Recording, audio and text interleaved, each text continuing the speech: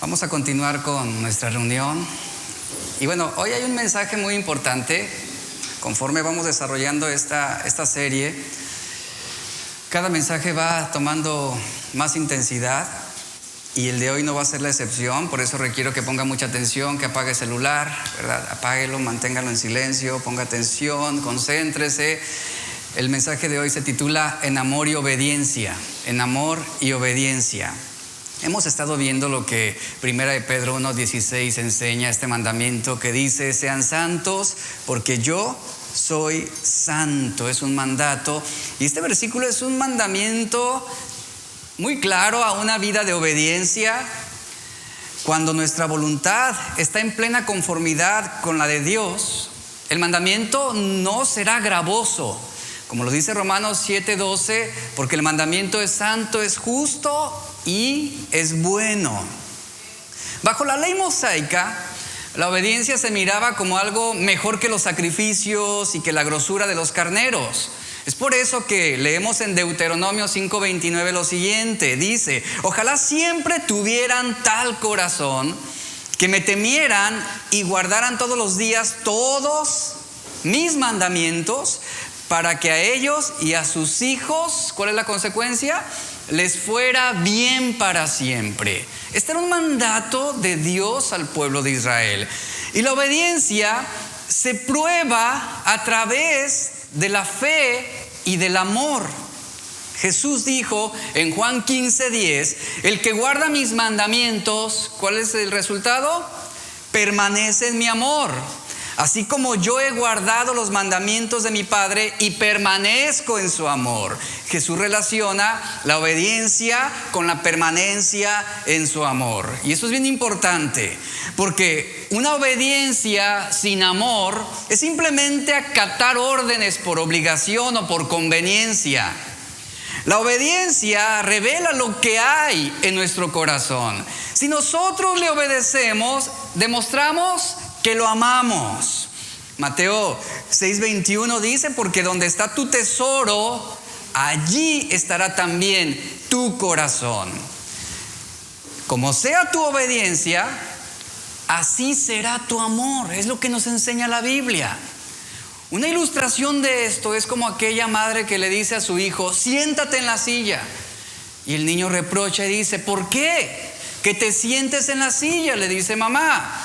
Y el hijo cuestiona: no quiero sentarme. Que te sientes en la silla. Finalmente el hijo accede, se sienta y sentado la mira y le dice: pero yo estoy realmente parado en mi corazón. Obedeció, pero no hubo amor en su acción. Y algunas veces nuestra actitud con Dios es así: pues hago lo que tú me dices, pero en mi corazón está en otro lado. Mi corazón no te es leal a ti. Realmente no te amo más que mis pecados. No te amo más que estos deseos que albergo en mi vida. Hago lo que tú dices que haga. Voy a la iglesia, estoy aquí en la iglesia. Eso es obedecer. Pero mi corazón no está en la adoración. Mi corazón no está en este momento en escuchar tu palabra. Y somos como ese niño.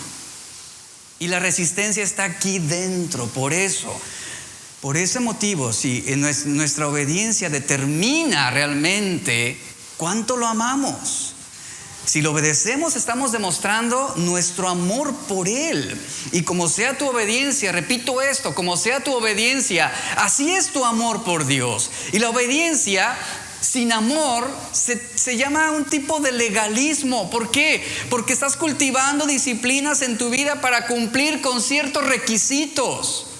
Obedecer es amar, iglesia. Obedecer es amar. Sin amor, escuche, sin amor se puede ser obediente, pero no santo. Y es el amor a Dios lo que te va a impulsar a tu ser santo como Él es santo. En Juan 14:15 Jesús dijo: si me aman, ¿qué? Si me aman, guarden mi palabra, guarden mis mandamientos. Hubo hombres en la Biblia, sobre todo Hebreos 11, nos habla sobre esos hombres que recibieron un mandamiento Muchos de esos hombres, héroes de la fe, no comprendieron el valor ni la trascendencia de ese mandato de Dios. Sin embargo, eso no fue un impedimento.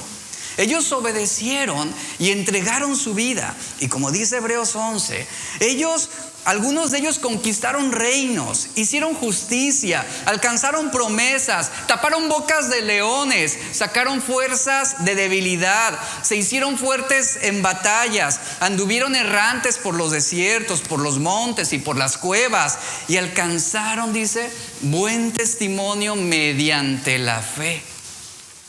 Ellos no reinventaron la ley de Dios. Ellos no decidieron lo que querían hacer. Tampoco decidieron lo que estaba bien y lo que estaba mal. Ellos no trazaron la voluntad divina. No editaron el mandamiento de Dios. No hicieron que la ley de Dios fuera flexible a sus intereses. Aún sin comprender, aún sin mirar. Ellos ¿qué hicieron? Obedecieron y siguieron la voluntad de Dios. Y la obediencia a la que somos llamados constituye una prueba de nuestro amor a Dios. Juan 14:21, Jesús dijo: el que tiene mis mandamientos y los guarda, ese es el que me ama. Ese es el que me ama. Y podemos deducir que la obediencia es la primera respuesta al amor que tenemos por Dios. Si tú amas a Dios, lo vas a obedecer. Y ser santos es la respuesta a una condición de bienestar, de plenitud, satisfacción y estabilidad en el corazón. Los mandamientos de Dios son una unidad. Guardar la mitad o quebrantar la otra mitad no es una obediencia real y verdadera. Por eso Santiago en 2:10 dice: cualquiera que guarde toda la ley, pero ofenda en un punto, se hace culpable de todos. Es decir, yo pudiera obedecer toda la ley, pero la ofensa puede surgir en mi corazón en un punto, solamente en un punto. Y Santiago dice, finalmente, eres culpable de todos. Eres culpable de todos. Y aquí Santiago nos está advirtiendo y a la misma vez está cuidándonos en contra de tener una obediencia selectiva. Es esa clase de obediencia que selecciona, que escoge los mandamientos de Dios que deben ser obedecidos y los mandamientos de Dios que se pueden ignorar de una manera segura. Nuestra obediencia a Dios no puede hacerse sobre una base selectiva de lo que yo quiero o lo que no quiero, de lo que a mí me gusta y de lo que no me gusta. No podemos escoger la parte que nos agrada del mandamiento de Dios y descartar aquella que nos desagrada. Y después Santiago dice en el versículo 11, pues el que dijo, no cometerás adulterio, también dijo, no matarás. Ahora bien, dice, si no cometes adulterio, pero matas, ya te has hecho transgresor de la ley. No podemos decir, iglesia, me gusta el mandamiento de Dios en contra de matar. Ese sí es bueno, ese sí lo voy a guardar, pero no me gusta el mandamiento en contra del adulterio. Ese no me gusta, así que ese lo voy a descartar, lo voy a evitar. De ahí que Santiago exprese claramente, ahora bien, si no adulteras, pero cometes homicidio, te has vuelto un transgresor de toda la ley. Ahora, en este contexto de Santiago, él está utilizando los términos adulterio y homicidio, y ponga atención a lo siguiente, en el mismo sentido en que Jesús les dio en el Sermón del Monte. Jesús enseñó que tanto el enojo y el reproche son manifestaciones externas de una actitud que surge del corazón. Jesús enseñó de manera específica que cuando Dios dijo no matarás, no estaba tratando solamente con el acto externo, sino con la actitud que está engendrando ese acto de homicidio. Y él dice en Mateo 5:21, por eso cualquiera que se enoje contra su hermano será culpable de juicio. Y Santiago está enseñando esto, lo cual es algo tan contrario a nuestra manera en cómo definimos a Dios. Y el punto aquí es que cuando desobedecemos los mandamientos de Dios, no es simplemente el rechazo de un punto particular en un código penal. Más bien, es ponernos en contra de Dios mismo. Es oponernos a su gobierno y a su autoridad. El Nuevo Testamento entiende el pecado como oposición y rebelión en contra de Dios. Y eso es lo que es el pecado. No es tan solamente un quebrantamiento de normas y reglas. Y esto es fundamental que podamos entender. ¿Para qué? Para tener una comprensión sobre lo que realmente es la santidad de Dios. Porque santidad no es solo obedecer leyes tras leyes o reglas tras reglas mejor que otras personas. No es así. Sobre eso los fariseos tenían su estándar de santidad y moral, sobre lo que ellos hacían mejor que los otros. Santidad no es hacer las cosas de la mejor manera que los demás. Santidad no es decir, ahora me portaré bien. Eso no es santidad. ¿Por qué? Porque no se trata de lo que sí hago, sino de lo que no soy. Es decir, que puedo ser un hombre bueno, pero no santo. Hay una gran diferencia. Los fariseos guardaban toda la ley de Dios, pero ¿qué cree? No eran santos en su corazón. No tenían comunión con Dios. No amaban a Dios. Por eso es importante esto. Pablo lo decía de esta manera: no hago el bien que quiero, sino el mal que no quiero. Eso hago. En Romanos 7:19 y luego el versículo 21 dice: queriendo yo hacer el bien, es decir, establecer una norma moral, dice: hallo esta ley, que el mal está en mí. Y puedo hacer cosas buenas, puedo ser moralmente aceptable, pero no santo. El joven rico, dígame, él guardó toda la ley y se jactó. Y él dijo: eso lo he guardado desde mi juventud. Pero no había santidad en su corazón. No había santidad. Y la pregunta aquí es la siguiente: ¿podemos guardar todos los mandamientos de Dios? ¿Acaso Dios da mandamientos al hombre que el hombre sea incapaz de obedecer? Otra pregunta: ¿es Dios cruel y arbitrario para darnos mandamientos que somos incapaces de cumplir? Última: ¿Dios nos creó incapaces de obedecerle? Y aquí usted escuche la enseñanza libre voluntad para que pueda entender este punto. En toda la Biblia, y aquí viene esto que es importante, en toda la Biblia, respondiendo a esas preguntas, no hay ningún solo ejemplo, ni uno solo, de algo que Dios hubiera ordenado al hombre que estuviera más allá de su capacidad de obediencia. ¿Quién es el que capacita? Dios. ¿Quién es el que pone en nosotros tanto el querer como el hacer? El Espíritu Santo. Un ejemplo de esto es: Noé amaba a Dios y obedecía a Dios. Y Hebreos 11:7 nos dice que por la fe Noé, él recibió un mandamiento. Y él fue advertido por Dios acerca de cosas que aún no se veían. Y con temor, dice la Biblia, preparó el arca en que su casa se salvaría. Y por esa fe condenó al mundo y fue hecho heredero de la justicia que viene por la fe. Tenemos también a Abraham. Por la fe Abraham, Hebreos 11:8, fue llamado y obedeció a Dios. Obedeció el mandamiento de Dios, dice, para salir al lugar que había de recibir como herencia, y salió sin saber a dónde iba. ¿Su obediencia en qué se estableció? En el mandato de Dios y en el amor que Abraham tenía por Dios. Por la fe Moisés, hecho ya grande, rehusó llamarse hijo de la hija del faraón, prefiriendo ser maltratado con el pueblo de Dios antes que gozar de los deleites temporales del pecado. En estos hombres y en todo lo que registra Hebreos 11, vemos hombres de fe, pero también vemos hombres de obediencia y que tenían amor a Dios. Esas son las características que nos van a llevar a la santidad, a ser santos como Él es santo. Jesús dijo en Juan 14, 23 y 24, el que me ama obedecerá mi palabra y mi Padre lo amará y haremos nuestra vivienda en él o morada en él.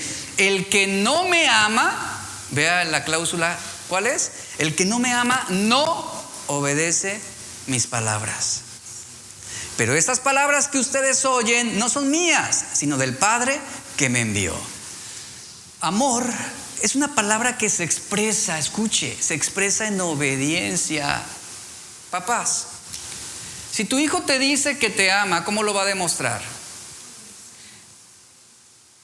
A ver, mamá, ahora el 10 de mayo te llevó chocolatitos y flores, dice, te amo, pero al día siguiente, total desobediencia, falta de respeto. Y es incongruente esa clase de amor. Si un hijo cuando ama a sus padres, los respeta, los obedece, los honra. A eso nos lleva el amor. Por eso el amor es una palabra que expresa esa obediencia y ese respeto a Dios. La fe es la que impulsa el amor y la obediencia al mandamiento de Dios. Y la desobediencia, por ejemplo, de Saúl, su desobediencia demostró su falta de amor a Dios y le costó el reino. Cada uno de los héroes de la fe fueron perfeccionados en esa obediencia por medio del Espíritu Santo. Ellos recibieron capacidades sobrenaturales y especiales que los hicieron dóciles a seguir ese mandamiento, a fin de que ellos pudieran llevar a cabo aquella obra eminente a la que fueron llamados por Dios. La obediencia, por eso, implica dejar nuestros propios deseos, dejar nuestros propios caminos, dejar nuestros propios consejos para seguir los de Dios. Eso es obedecer a Dios.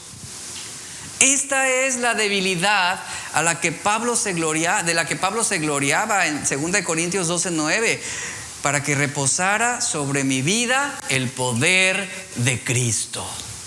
Sobre esa debilidad él se gloriaba. Por eso, iglesia, es importante que entendamos realmente si hay fe en nuestro corazón, porque esa fe va a impulsar nuestro amor y nuestra obediencia a Dios. Mantén en mente lo siguiente. Mira, no estamos en una posición de dictarle a Dios cómo Él pudiera o debiera ser. Dios es una realidad absoluta. Él estuvo antes de que ninguna otra cosa estuviera, y Él no vino a ser ni fue creado, sino que Él siempre fue. Por eso entendemos y sabemos, por lo que la Biblia nos enseña, que nadie lo hizo de la manera en que es, y no hay razón, prácticamente no hay razón por la que Él es o fue hecho en la manera en que ahora ha sido. Él siempre ha existido, es lo que la Biblia nos dice. Él siempre es. Ese es su nombre. Éxodo 3:14, Él se presentó ante el pueblo: yo soy el que soy. Ante Moisés: yo soy el que soy. Y nuestro papel no es decir qué puede y qué no puede estar en Dios, qué es aceptable o qué no es aceptable en Dios. Nuestro papel es aprender quién es Él y quiénes somos nosotros, y moldear nuestras vidas de acuerdo a esa realidad, a esa voluntad divina. Y nos sometemos a la manera en que Él es. Él no se somete a la manera en que somos nosotros o a la manera en que pensamos nosotros, porque Él siempre es. Él es el yo soy. Él es el que es, y Él no cambia.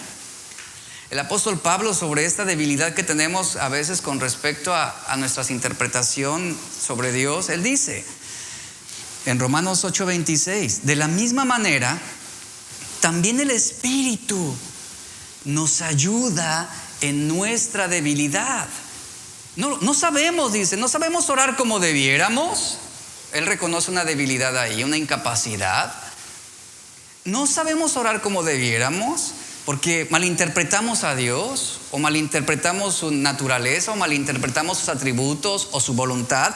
No sabemos orar como debiéramos, dice, pero el Espíritu mismo intercede por nosotros con gemidos indecibles. indecibles. Es bien interesante esto. Aplicándolo a este contexto, Lo que Pablo está diciendo es que todos presentamos en algún grado incertidumbre sobre qué deberíamos orar y cómo deberíamos orar. Y esa duda sobre cómo hacerlo es debido a nuestra debilidad. Es decir, hay una imposibilidad aquí. La palabra debilidad que leemos aquí, y es la misma palabra que se usa varias veces en el Nuevo Testamento, se aplica para diferentes tipos de debilidad. Por ejemplo, habla sobre la limitación que hay en nuestra naturaleza humana, en Romanos 6:19. Habla también sobre la debilidad que es debido a nuestra enfermedad física, esto en Lucas 5:15. O también es una palabra que expresa debilidad debido a la adversidad, esto en 2 Corintios 12:9 al 10. Y a veces en esa debilidad, hablando sobre el contexto de la obediencia, que es el sufrimiento, a veces en ese contexto de sufrimiento, en ese sufrimiento de enfermedad o esa bajeza en nuestra propia naturaleza, realmente en esa debilidad a veces no sabemos cómo pedirle a Dios, no sabemos qué pedirle, cómo ser orientados a orar correctamente. ¿Por qué? Porque enfrentamos sufrimiento, a veces por decaimiento, a veces por el pecado que hay en el mundo. ¿Cuántas veces no sentimos esa debilidad, esa angustia, esa agonía? Que no sabemos si orar para que Dios traiga juicio o si orar para que Dios traiga misericordia. Y nos vemos en esa debilidad. Un ejemplo de esto es Asaf. Asaf, en esa debilidad, él dijo lo siguiente en el Salmo 73, versos 13 y 14, dijo así: verdaderamente en vano he limpiado mi corazón y he lavado mis manos en inocencia, ha sido en vano, pues he sido azotado todo el día y castigado todas las mañanas. En su debilidad él oró estas palabras de alguna manera fatalistas, sin esperanza, donde él ya estaba prácticamente cediendo, rendido. Y cuando el Espíritu de Dios ayudó a Asaf en su debilidad, como lo dice Pablo, su oración cambió. Y él oró de la siguiente manera. Veamos el versículo 21 al 26. Vea lo que él dice. Viene el Espíritu de Dios, ayuda a Asaf en su debilidad y él ora ahora con esas palabras. Dice: se llenó de amargura mi alma y en mi corazón sentía punzadas. Él está reconociendo la bajeza en la que él había caído. ¿Y qué reconoce en el verso 22? Tan torpe era yo. ¿Cuántos pueden decir esto? No se lo diga al esposo porque luego lo va a sentir así como que eres torpe. No, dígalo usted mismo. Tan torpe era yo. ¿Cuántas veces no somos así? Torpes. Y Asaf está reconociendo esa torpeza, esa debilidad. Tan torpe era yo que no entendía. Era como una bestia delante de ti. Con todo, yo siempre estuve contigo. Me tomaste de la mano derecha, me has guiado según tu consejo y después me recibirás en gloria. Y ahí viene el versículo 25 que dice, y vea a lo que el Espíritu Santo lo llevó a orar: ¿a quién tengo yo en los cielos sino a ti? Y fuera de ti nada deseo en la tierra. Mi carne y mi corazón desfallecen, mas la roca de mi salvación y mi porción es Dios para siempre. ¡Qué maravilloso! Y ahí es donde el Espíritu nos ayuda en esa debilidad. Así que es aquello de lo cual no sabemos que debiéramos orar en esa debilidad. Y creo que la respuesta es que no sabemos la voluntad secreta de Dios sobre nuestras enfermedades. No sabemos la voluntad secreta de Dios en nuestras dificultades. No sabemos la voluntad secreta de Dios muchas veces en nuestra debilidad humana. No sabemos si orar por salud, por ejemplo, o orar por fuerza para soportar la enfermedad.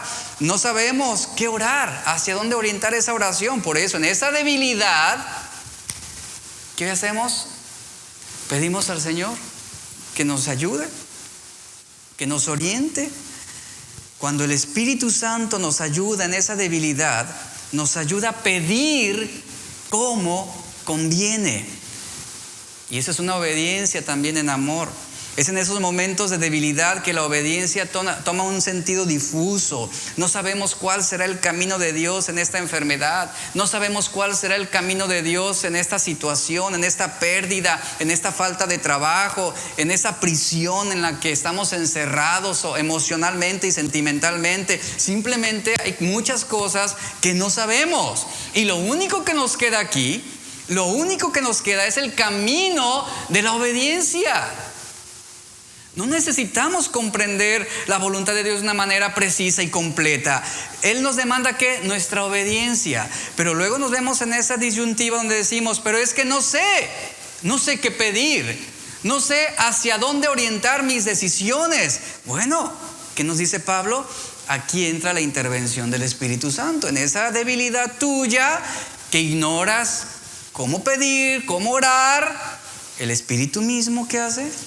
Intercede por ti, te orienta a orar, a pedir, a tomar decisiones como convienen. Y esto es bien importante, esto es muy, muy importante. ¿Por qué razón? Porque algunas veces podemos preguntar, ¿debo arriesgarme a hacer esto? ¿Debo arriesgarme? Imagínense a Abraham, pensando a veces en lo difuso que fue el mandamiento de Dios. Abraham seguramente se preguntó, ¿realmente vale la pena arriesgarme? ¿Vale la pena dejar la casa de mi padre? ¿Abandonar mi parentela? ¿Y sabe qué implicaba para él abandonar su parentela? Despojarse de todos sus bienes. Su familia era rica, él vivía cómodamente. Eso implicaba. ¿Y qué locura era el mandamiento? Emprender un viaje incierto hacia un lugar desconocido. Y Abraham fue guiado en esa debilidad y obedeció a Dios. A Noé, ¿cuál pudo haber sido la debilidad de Noé en algún punto de su vida? ¿Realmente deberé construir el arca? ¿Vale la pena ponerme a mí mismo en peligro y conmigo a mi familia? Y en esa debilidad, el Espíritu, ¿qué hizo? Lo fortaleció, lo orientó. Y cada mandamiento captura también, fíjese, captura también nuestra incertidumbre. Porque nos vemos en esa disyuntiva entre ¿debo arriesgarme? ¿Debo obedecer o no debo obedecer? ¿Debo huir o debo resistir? ¿Qué debo hacer, Señor? Cada mandamiento captura esa incertidumbre. Eso debido a nuestra debilidad humana. Queremos saber qué es lo mejor. Queremos saber qué es lo que realmente vale la pena. Cuando llega la incertidumbre, tú cuestionas, ¿realmente será lo mejor obedecer a Dios? ¿Valdrá la pena el riesgo de ser fieles y leales a Dios? Y todos afrontamos riesgos por causa de nuestra obediencia a Cristo. Ante el mandamiento de Dios surge una pregunta importante. ¿Qué vamos a hacer? ¿Seguiremos adelante o trataremos de escaparnos? Y aquí es donde tú puedes tomar la decisión, y tú vas a tomar esa decisión según lo que esté en tu corazón, según lo que sea tu amor a Dios. Si está en el huir, huye. Si está en tu corazón resistir, resiste. Cualquier cosa, excepto que tú niegues la verdad. Y algunas veces la obediencia al mandamiento nos llevará a huir. Pero en otras ocasiones la obediencia al mandamiento nos mandará a resistir.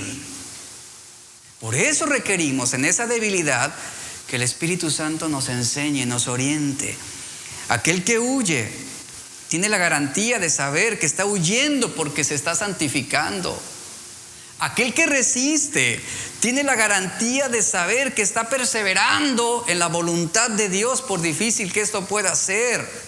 Por ejemplo, Moisés huyó de la presencia del faraón, huyó. Pero también vemos después en Hebreos 11:27 que nos dice el autor que Moisés resistió estar lejos, no temiendo la ira del rey. Otro ejemplo que vemos de esto es David. En algún momento de su vida él huyó por una ventana debido a que Saúl lo estaba persiguiendo y fue la manera en cómo él salvaría su vida. Pero después vemos otro caso donde David resistió quedarse después de que él cortó la orilla del manto de Saúl para enfrentarlo. ¿Se da cuenta? Aquí está la disyuntiva. ¿Cuál es el mandamiento de Dios a una situación? ¿Huir o resistir? Esa es nuestra debilidad. Por eso requerimos al Espíritu Santo.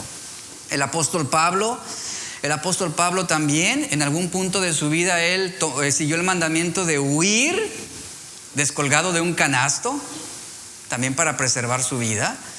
Y después vemos a un Pablo también resistiendo quedarse en Jerusalén, sabiendo de los peligros que él enfrentaría y hasta la posible muerte. Esto en Hechos 20. Huir o resistir. Ahí tenemos que tomar decisiones. Ahí es donde tenemos que aprender a obedecer a Dios ante cada situación y hacerlo con amor. Ese huir o resistir depende significativamente de nuestro amor y obediencia a Dios. Usted es invitado, no sé, a un lugar indebido, a un bar. ¿Cómo aplica el mandamiento? Huir o resistir. Obviamente, si usted quiere ser santo, ¿qué va a hacer? Huye. Tienes que huir. Tienes que alejarte. Y la obediencia se desarrolla en circunstancias que nos permitan amarlo más. El apóstol Pablo fue puesto en situaciones donde él pudiera desarrollar más su obediencia a Dios. ¿Y sabe cuáles fueron esas situaciones? Azotes, flagelación, fue apedreado, sufrió de naufragio, se enfrentó a peligros de asaltantes, peligros en la ciudad, peligros en el desierto, peligros en el mar, peligros entre falsos hermanos. Se fatigó en trabajos duros, en muchos desvelos, en hambre, en sed, en muchos ayunos, en frío y desnudez, en enfermedad, en cárcel, en traición, en juicio, en difamación.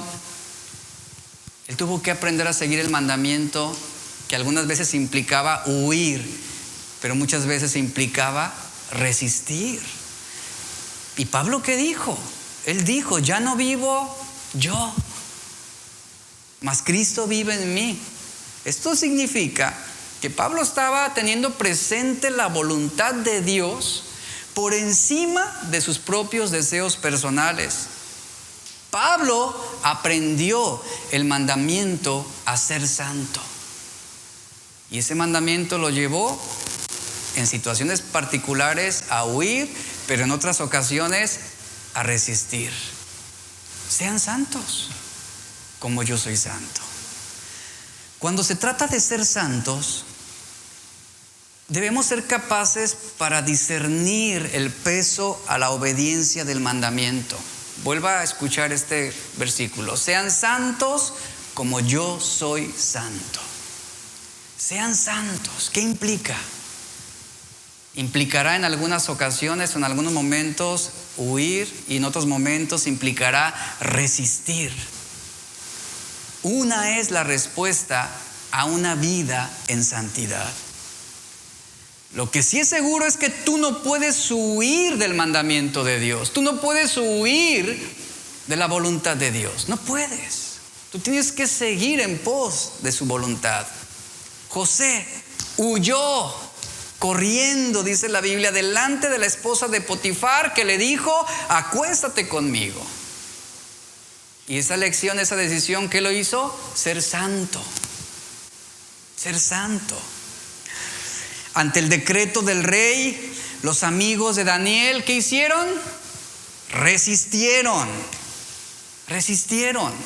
Y no se postraron ante la estatua de Nabucodonosor.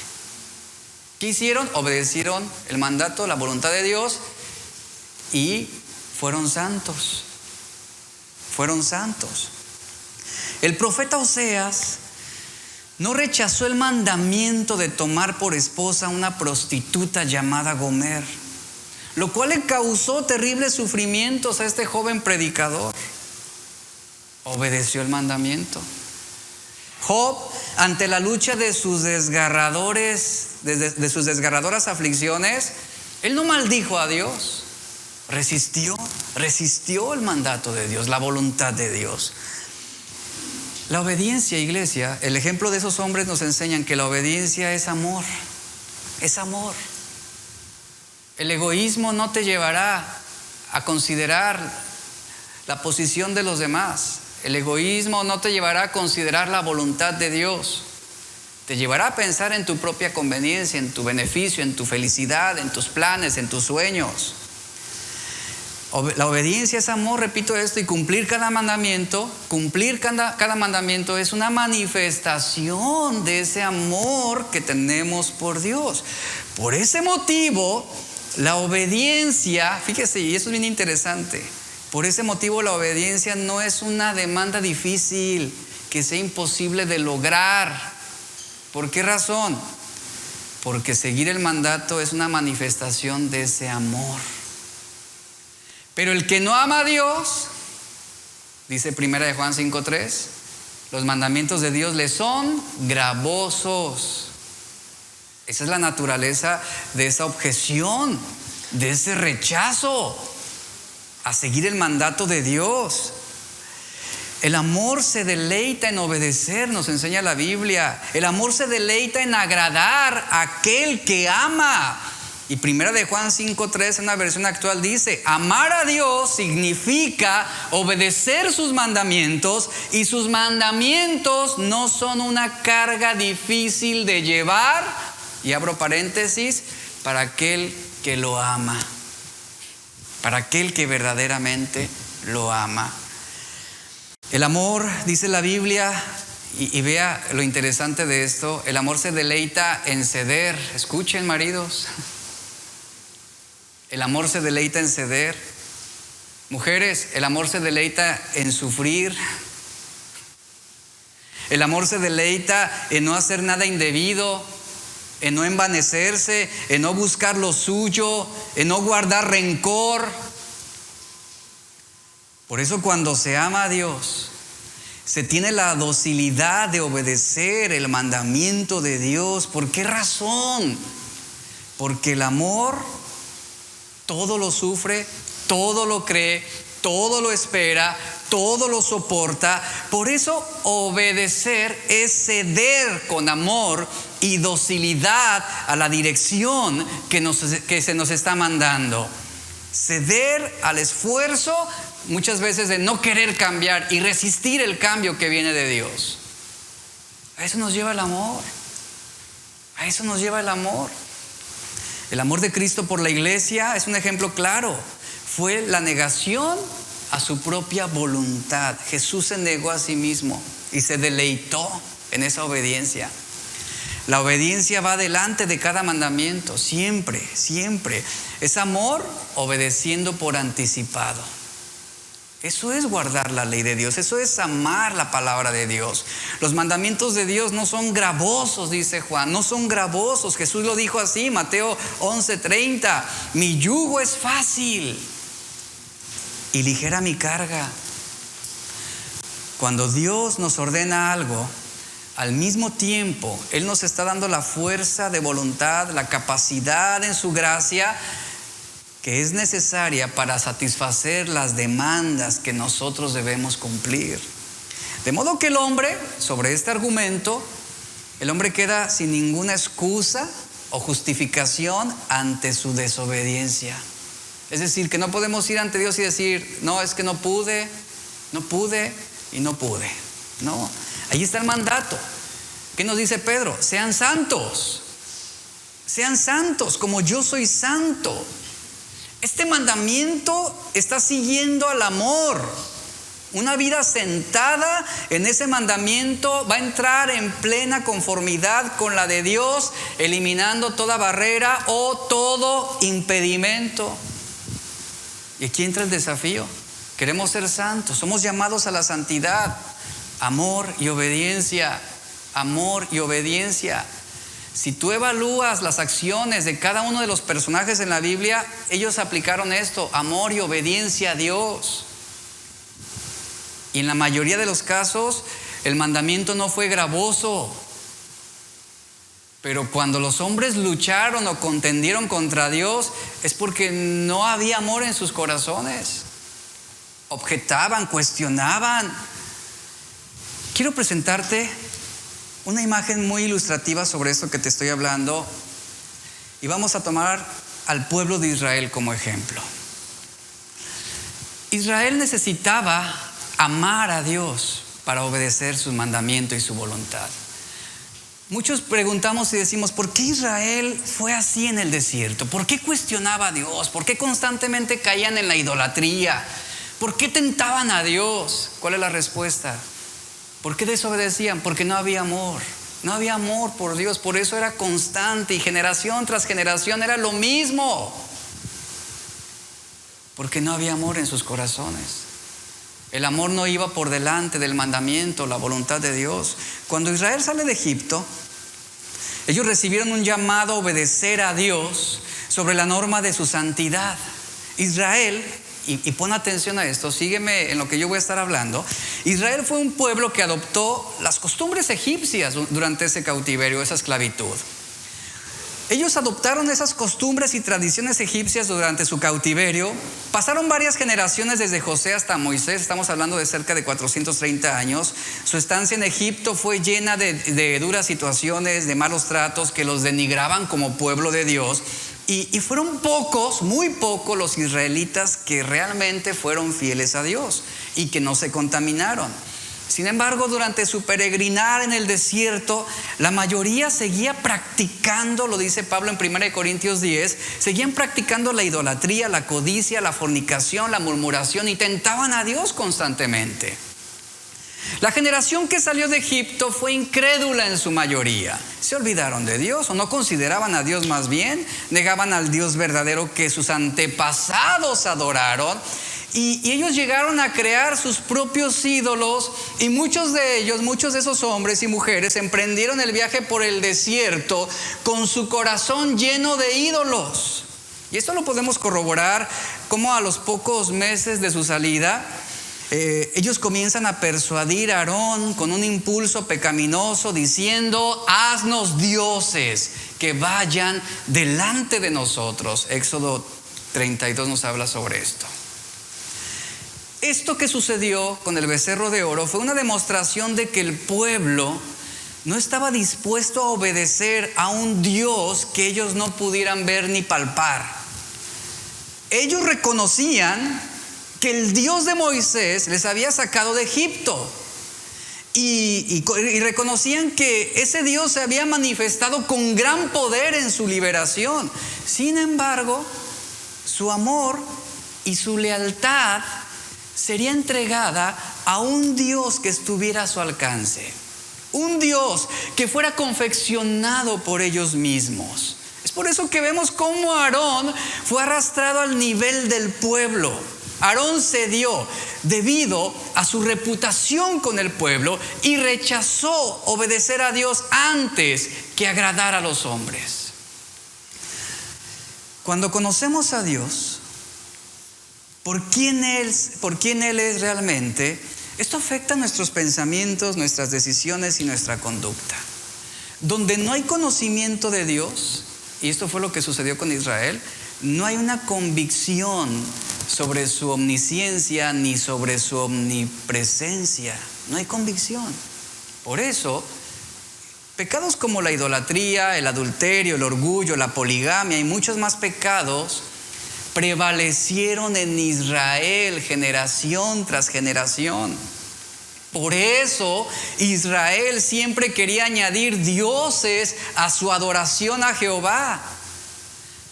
Y es interesante saber que no es como si Israel dijera oficial y formalmente: bueno, queremos dejar a Jehová para servir solamente ahora a dioses paganos. No, realmente ellos lo que proponían era lo siguiente: no, lo que queremos hacer, reconocemos al Dios de Moisés, reconocemos su poder, pero queremos agregar la adoración de Jehová a nuestros dioses paganos.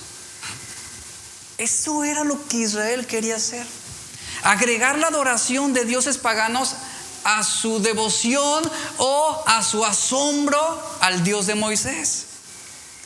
Esto deja muy en claro que Israel no tenía amor por Dios. Por eso esta es la respuesta: ellos desobedecían constantemente. Por eso ellos no podían abandonar sus propios pecados. Ellos continuaron cometiendo los mismos actos inmorales que cometían los egipcios. De alguna manera estaban vinculadas ya esas tradiciones con ellos, estaban arraigadas. ¿Por qué? Porque al igual que los egipcios, los israelitas practicaban la adivinación, la idolatría y otros actos contrarios a la voluntad de Dios. Ahora yo quiero que piensa en ti un momento. Vamos a suponer un viaje por el desierto. Piensa en ti como un israelita. Piensa en tu esposa, piensa en tus hijos. Sorpresivamente, y después de tantas situaciones que se generaron en Egipto, te dan la noticia: hemos sido liberados. Hemos sido liberados. Después de más de 400 años de esclavitud, llegan a tocar a tu puerta y dice: el faraón nos ha dejado ser libres. Ves a tu esposa, miras a tus hijos, ¿y qué sucede? La respuesta a esa buena noticia es celebración ahí en casa. Se festejan, celebran, ¿verdad? Brincan. ¿Por qué? Porque has sido liberado de la esclavitud, de la tiranía de un faraón.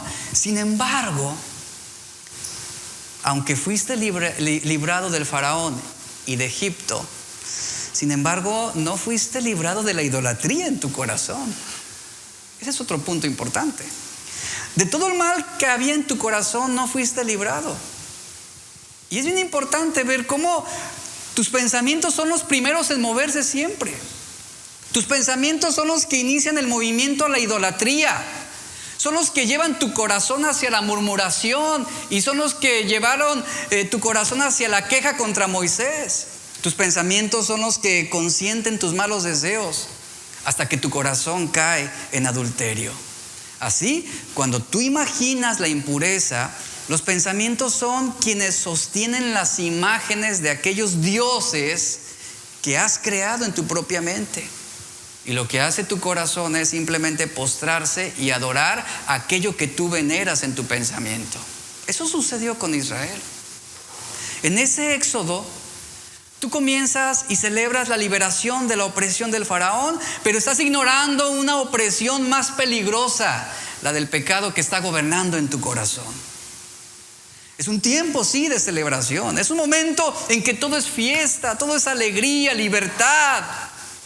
Van a la tierra prometida. Les han hablado bastante de esa tierra prometida. Y tú te preguntas, ¿tierra prometida? Pues realmente no sé qué sea una tierra prometida.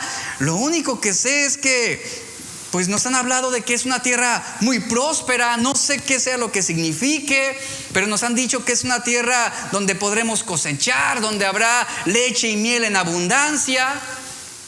Pasan los días, hay 50 días entre tú y el mar que se partió en dos para que ustedes pudieran atravesarlo sobre la tierra seca.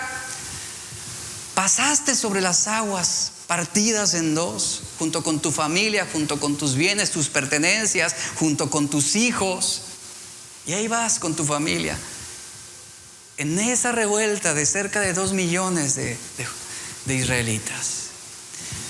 Ahí vas motivado por el asombro de ese Dios omnipotente, que aunque no has visto y no has conocido, no deja de asombrarte todas las cosas que Él hace.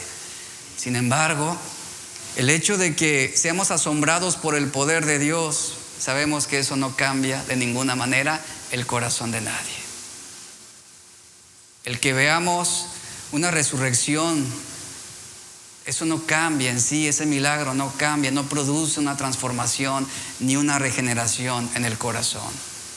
Israel salió de Egipto con asombro, con devoción, con fiesta, sí.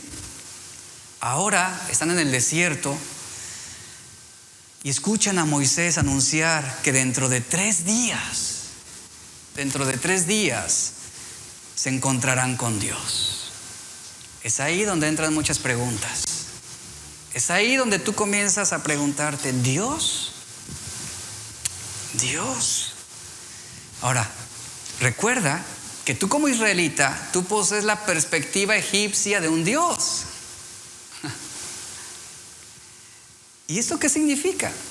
Que para un israelita, sobre esa perspectiva egipcia, esos dioses no escuchan, esos dioses no hablan, no los obedeces, porque no poseen voluntad propia, simplemente los adoras. Simplemente te postras ante personajes inmóviles, con miradas impresas, con rostros inexpresivos, con una actitud serena, imperturbable y dominante.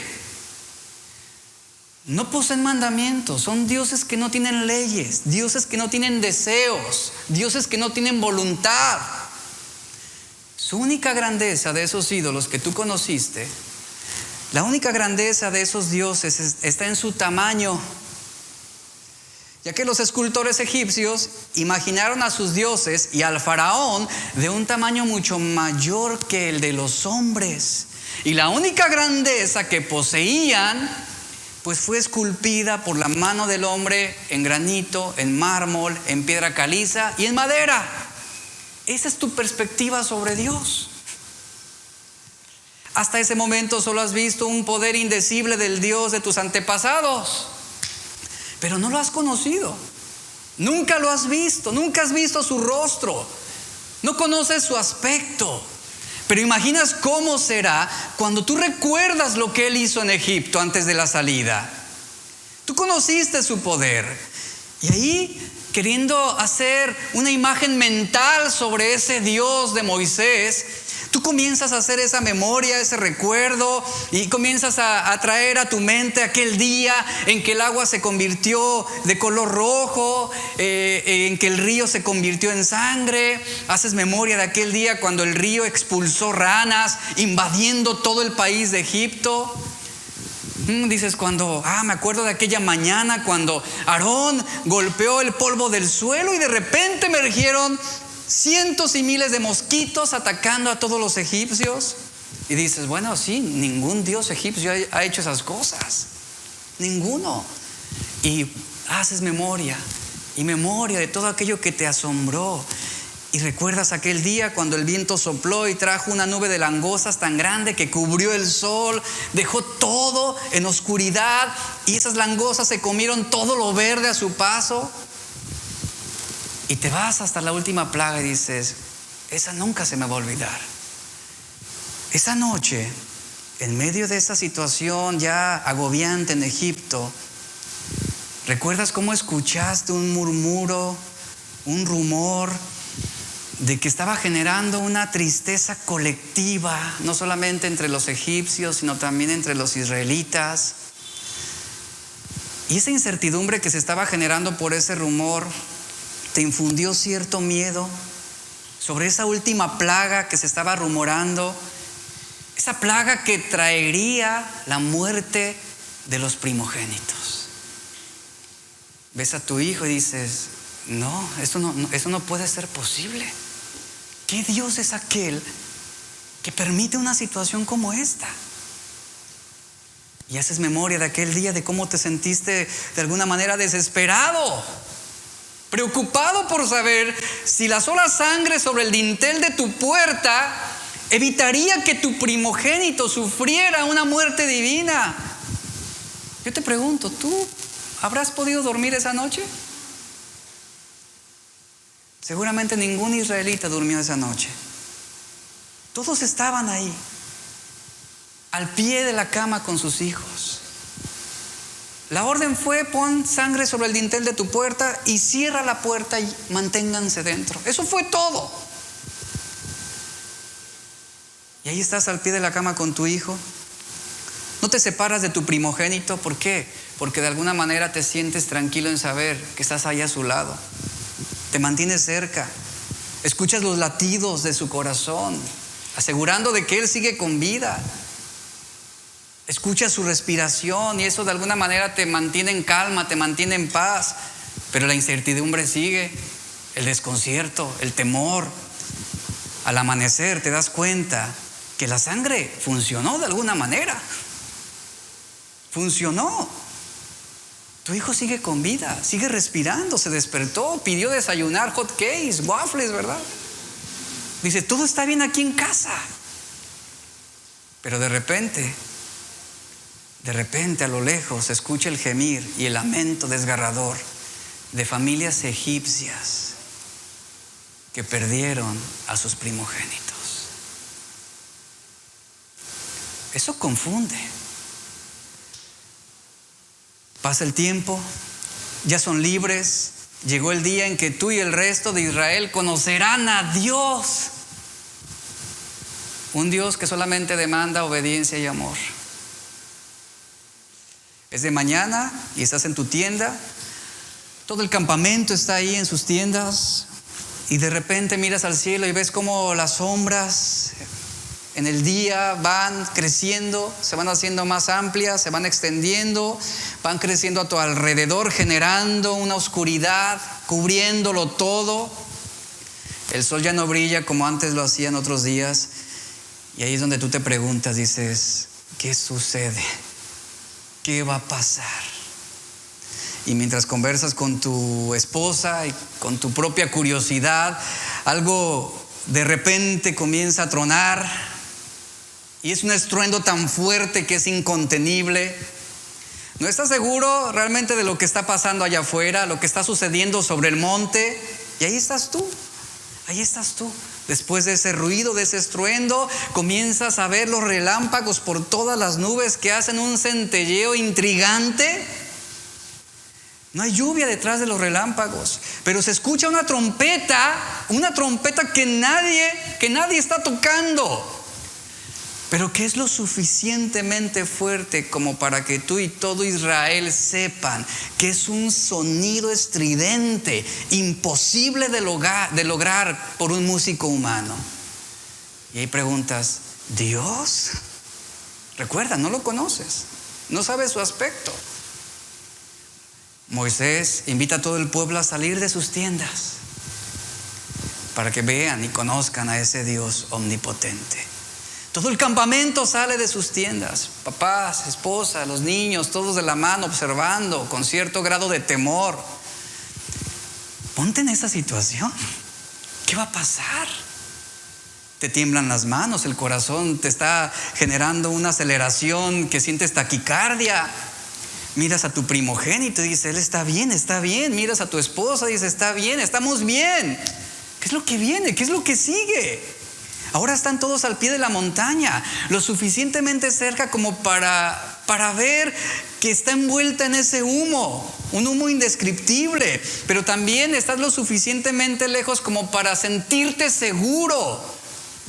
Avanzas con la mirada más allá de la parte inferior de esa montaña y comienzas a ver partes encendidas hasta la cima de esa montaña, donde hay humo, donde se ve fuego, donde hay estruendos, donde hay relámpagos, y todo eso se eleva hasta las nubes. Ese es el mismísimo lugar donde seguramente está el trompetista, ese invisible, haciendo sonar su instrumento.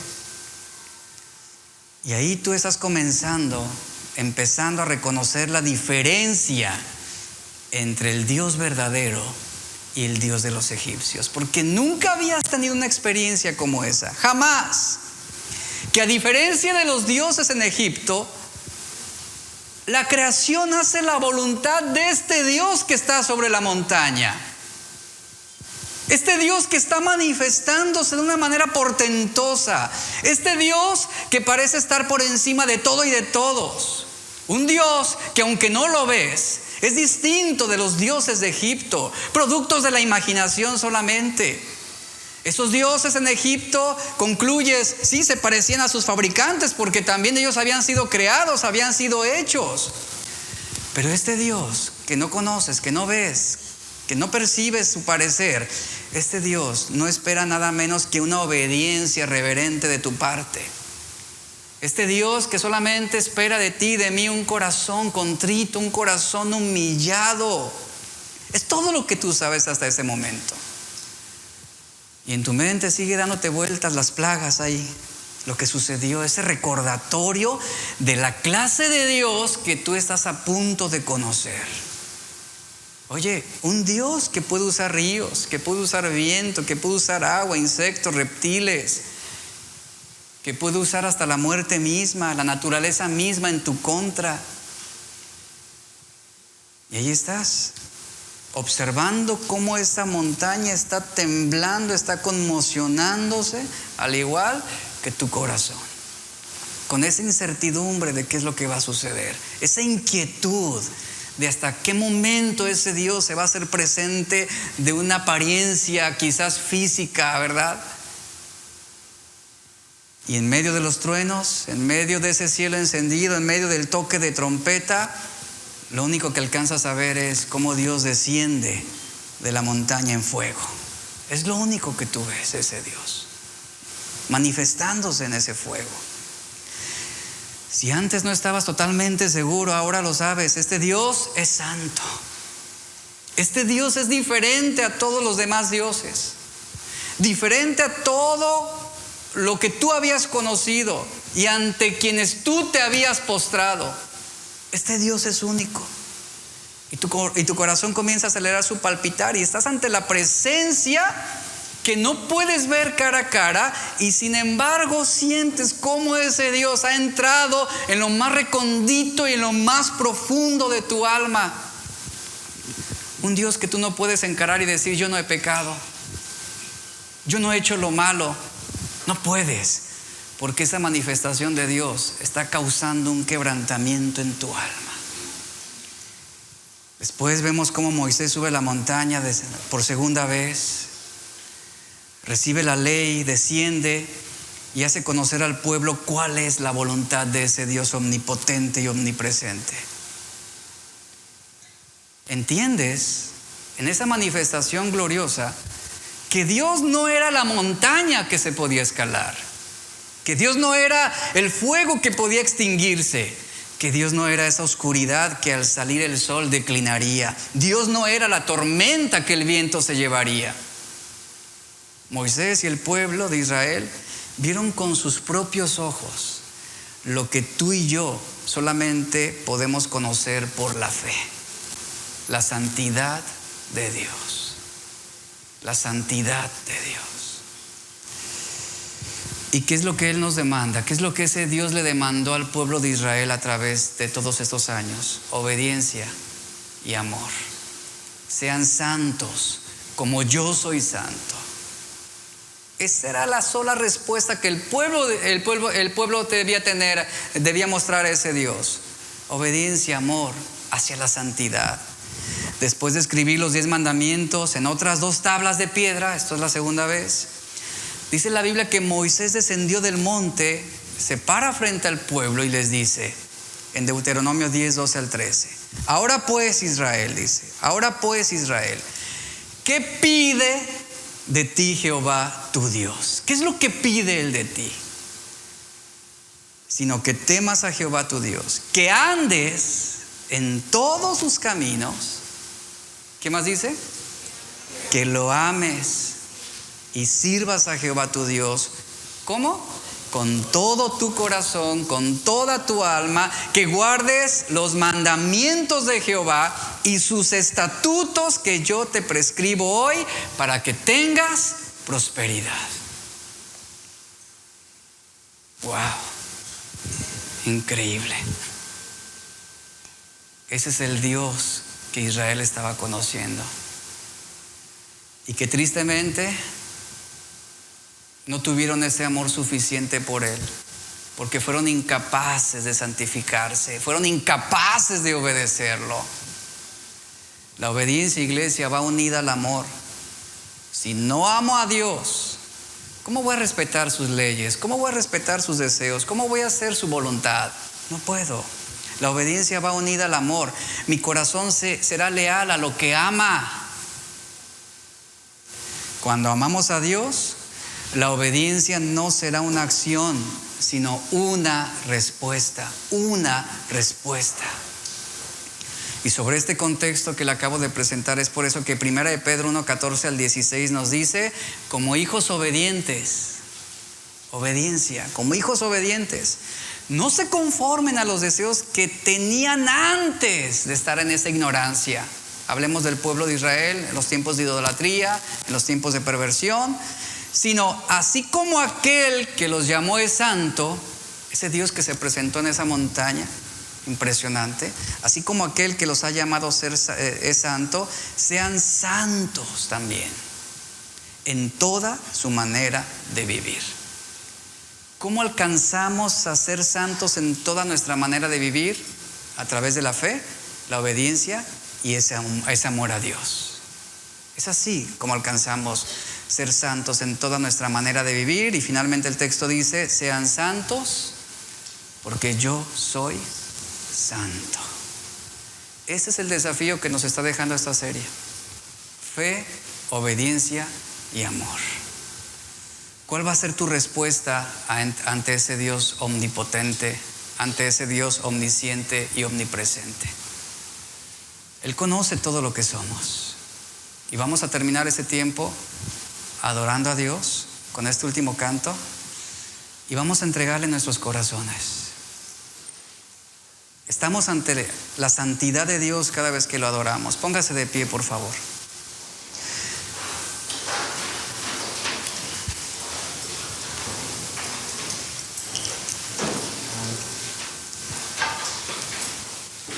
Fe, obediencia y amor. El amor va por delante del mandamiento. Como dice la Biblia, por eso sus mandamientos no son gravosos. Si para ti es difícil hacer la voluntad de Dios, si para ti, como dicen, es que es bien difícil ser cristiano. No, el mandamiento no es gravoso. Es difícil porque no le amas, porque no lo amas. ¿Cómo obedeces a alguien a quien no amas? Simplemente lo haces por obligación. Y el Espíritu Santo está moviendo nuestros corazones a esa obediencia en amor a Él. Y con este canto vamos a terminar y vamos a entregar nuestros corazones a Él y rendirnos a Él.